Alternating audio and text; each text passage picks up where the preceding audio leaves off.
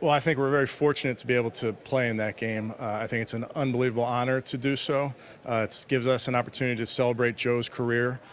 So that part we're excited about, heading down there to Canton. I've done it before when I was with the Vikings. So what we'll do, Tony, is we'll end our offseason program a week early in June and then go back about a week early in July. So we'll start a little bit earlier and then get the team ready for the season. Kevin, you mentioned getting to know guys. Talk about just the last month getting to know Jim and what that's been like. Yeah, Jim's great. Jim's spend a ton of time with him, and his office is right next door, so we spend some early time together in the morning. Jim's sharp. Very pleased with what he's doing. I think he's back in the saddle again, in that chair where he's able to put his scheme together. I think he does an unbelievable job with coaches. So just listening to him coach the coaches, listening to him talk about his scheme and the things that we're going to do. So he's well on his way. He's doing a really nice job. Kevin, last time we spoke to you, you were asked if you're still going to call plays. You said you were open. Now that you have your staff in place, I will, yes. Why is that so important to you? I don't think it's important to me. I think it's important to do what's right for the team. So I feel like that's the right thing to do for the team. More important than have Watson for a full season? Not in that lens, Tony. I just feel like it's the right thing to do. Kevin, this is the first time you made significant changes to your staff. So how did it, feel doing that, having to do that, and then how do you get it? Yeah. As you know, Scott, we had continuity there for a bunch of years, and that can be good. And I think sometimes change can be good. I think for me and for us, this process of talking to a bunch of coaches, interviewing a lot of coaches, you learn a lot about the candidate. You also learn about different ways of doing things. So I think there's certainly a different perspective that I gain from some of the people that we're able to talk to, and obviously the people we're able to hire. I think it really pushes you to rethink certain things of what we're doing and make sure that we're trying to do the best thing for the team. Kevin, what went into the decision to move on from Mike, and then off of that, how excited were you to get Bubba? Yeah, as you know, you're always trying to make the decisions with all the information at hand. So we ultimately decided to make that move.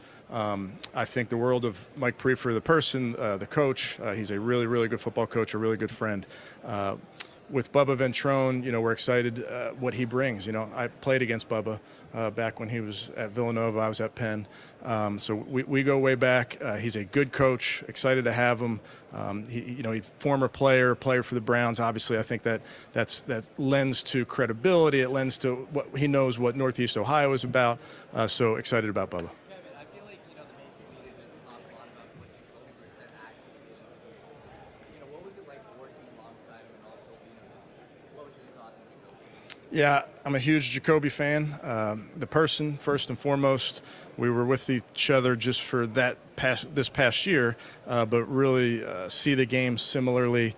We've talked at length about Jacoby, and when we first were talking about signing him, I made a lot of phone calls to people that knew him, and it was very consistent in just the type of person you were getting. So he played good football for us. We'll see what the future holds. I don't know what the future holds for Jacoby, but I'm a huge fan of his.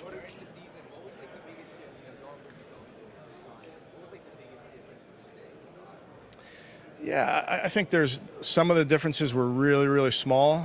Some were big. I think they're just two different players. There's obviously schematically things that you're going to do with your quarterback that has this skill set, and then this skill set you're going to differ while trying not to be totally different so that you can't transition completely 180 in the middle of a season. But you try to play to each of their strengths. What are your plans for a backup quarterback? I think we'll see. I think that's the truth. I think there's options there, and I think Andrew and his crew are working through all those options. But I don't know. We don't have a definitive answer right now. Hey, Kevin, you talked about different styles. Bill Musgrave's offense at Cal was top 5 and runs out of shotgun. Is that something we can expect more?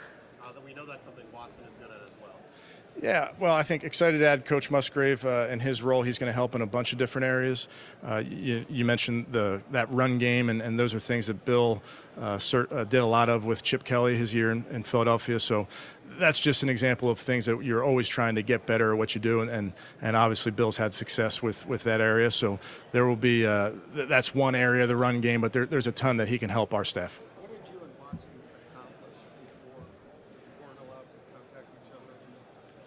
We can talk to each other, but just not about football. So we're still talking. I think just getting on the same page on everything, how we meet, how we structure practice, making sure he's comfortable with different things. So, you talk about everything under the sun with players in an exit meeting, and certainly try to do the same with Deshaun. So I think I know we're seeing the game very similarly. I think he's very excited about what we're going to be doing offensively, what we're going to be doing as a team. And I think he's excited to go play some football in the spring and summer. Yeah, as you know, though, Tony, it's March, so I think we have plenty of time once we do get back together to try different things, and there's no shortage to the amount of offense you can run. It's just a matter of what you can hang your hat on and what you can get good at come the spring and summer. Why do you think that how working so closely again with Deshaun Watson as sort of was a quarterback? Yeah. He's so good for the Well, first thing I would tell you is Alex Van Pelt's one of the best teammates I've ever been around. AVP was in that quarterback room as really the main voice for the first 2 years. TC McCartney, a really good young coach, was in there. TC just finished his first year with our tight ends and did a great job. So just felt like with Drew leaving to go to Arizona, this was an opportunity for AVP to go back in there. And I say that because AVP and I are in every quarterback meeting. AVP took a step back so that Drew could have that voice in there and did a great job. So AVP is ready for whatever I feel like and we feel like is best for the team. So he's ready to do that. I think it brings continuity to the position. I think I'm always cognizant of how many voices are talking to the quarterback, and there's different ways to do it, but I just feel strongly that with AVP's voice in there, myself, we're going to move Ashton Grant, our young offensive assistant, into that quarterback room, and that's an opportunity for me to talk about the success we've had with the Bill Willis Diversity Fellowship. Ashton was our first person that we hired in that position in year one for us in 2020. He's worked with the running backs, the wide receivers, the tight ends, and now the quarterbacks. Israel Wolfwork, who was previously our Bill Willis Diversity Fellow, is going to Arizona as the quarterback coach. So that program is working. It's not just on the offensive side of the ball, which I know is important, but we're crazy about developing our young coaches, and I think we have some really good young coaches. I'm not going to name all of them, but I'm excited about all those guys. And I would point out a guy like Stephen Bravo Brown. Bravo, we brought in, college wide receiver. He worked 2 years on our defense. We moved him over to special teams. He's finished up his first year. Now he's going to go into second year special teams. So we're trying to develop some young coaches, and I think we got some really good ones.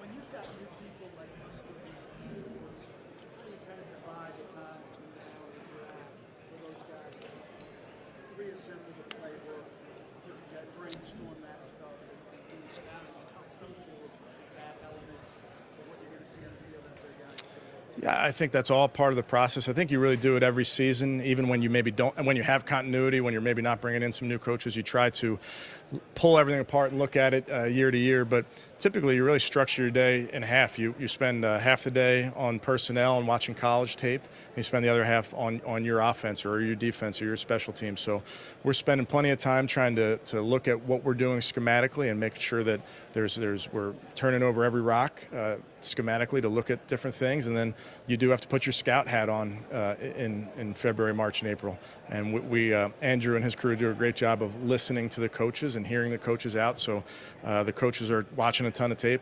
Honestly, this is the first time where I get to watch some tape. Now that we have the coaching staff hired, I can, hide up in my room here and just turn on the tape and watch a bunch of these young men for the first time.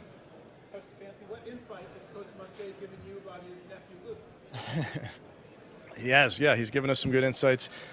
We met with Luke this morning with the coaches, or in the formal interview setting. He has given us some insight, and it's good when you hire coaches from college, whether not all of them have nephews that are in the draft, but they've gone against different players, in the Pac-12, for instance, where they can give us great insight on some of these players. You talked about new coaches. Obviously, we know Jim Schwartz. We know some of the names. But Ephraim Banda is not a name really known. How did he get on your radar, and what do you expect from him in the DB room? Yeah, Ephraim was somebody that came highly recommended to us, and we talked to a lot of people. We really were diligent about this process, and I just think you have to be. And I think also with the league is being more deliberate about all of their hiring. I think that's one of the things you saw with the head coaching hiring this season as well. But try to spend as much time as we can to search every avenue for good young coaches, good coaches, period.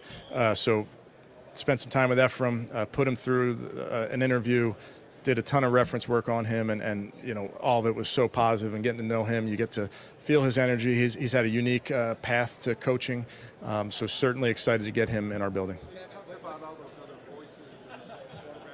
Yeah. Yeah, so that's a good question, Tony. So Bill won't be in the quarterback room. He'll be really contributing throughout our entire staff. Bill has a ton of experience as an offensive coordinator in this league. Obviously, experience as a playing quarterback, coaching the quarterbacks, coordinating offense. So he'll assist me in a bunch of areas. He'll assist AVP in a bunch of areas. But day to day, he won't be in the quarterback room. Kevin, you talked about, locking yourself in a room and watching. What's your favorite part about the film process? What's your process like? You turn on the tape, you see what you look for, and you watch the plays or watch the game? Yeah, you know, for me, oftentimes I get to the comment, I don't know much about the players. I don't watch a ton. I love college football, but I don't get to watch a ton of it. So a lot of these, I know the name. My kids know the names better than I do at this point. But I'll turn on the tape and usually put on games. So you'll, pick a game, you check the stat line, make sure the player played in that game, and then you turn it on. And I go back to Kevin Rogers, who's one of our coaches, taught me how to watch tape and how to evaluate tape when I was a young coach, and he just said, write what you see. He was very pragmatic about it. So I try to just write what I see on there, and then after a while you feel like your notes are kind of matching up and formulating an opinion as you go. But it takes time. There's no secret, you can't snap your fingers and be done watching a player. Kevin, with Jim wants to do defensively, do you feel like you've got a lot of the personnel in place? I do. Yeah, I really do. And I think, Steve, with that front and with how we play, how we've played, it's not a huge departure. We're not, for instance, we're an over or an even front team, so we're not going to an under front or an odd front. So the front, in some ways, remains the same. There's a ton of nuance in how you play it, which can vary, but I think ultimately the team is built to transition nicely into Jim's scheme. Kevin, what has been Jim's biggest feedback in your conversations with them?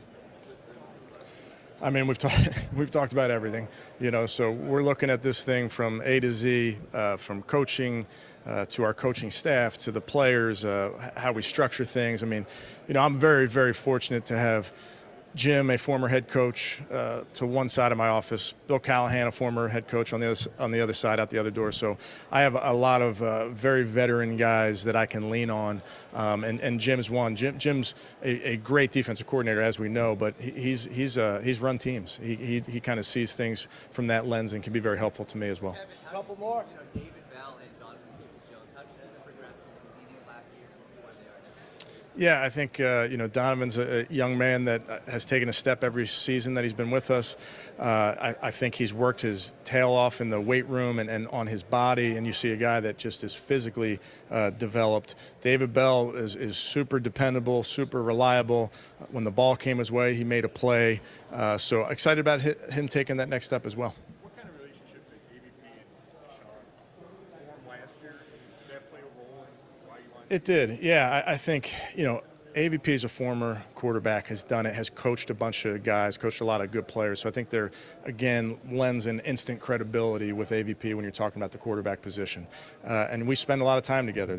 We spend time in that meeting room, spend time on the field, and then just think, during games, AVP is the one sitting on that bench going over the pictures. So there's a built-in relationship there. There's respect there. AVP is a player, or AVP is a coach that can push this player along with myself and the rest of our staff, but I just think there's a built-in relationship there. Good? Okay, thanks, guys.